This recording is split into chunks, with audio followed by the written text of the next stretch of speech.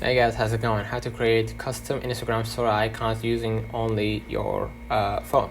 So first of all, download a free graphic design app like Canva, PixArt, or Snapseed, and then open the app and start a new project with a square canvas, e.g. 1080 by 1080 pixels, and then use shapes, icons, and text to create your desired icon design, and then keep it simple and use a consistent color palette to match your brand. And then once you are happy with your design, save them to your phone's photo gallery, and then just upload it to Instagram.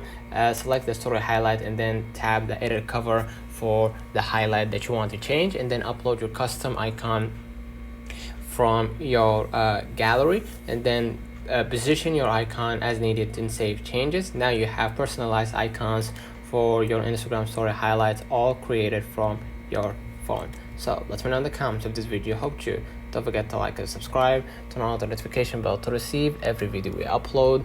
Thank you for watching.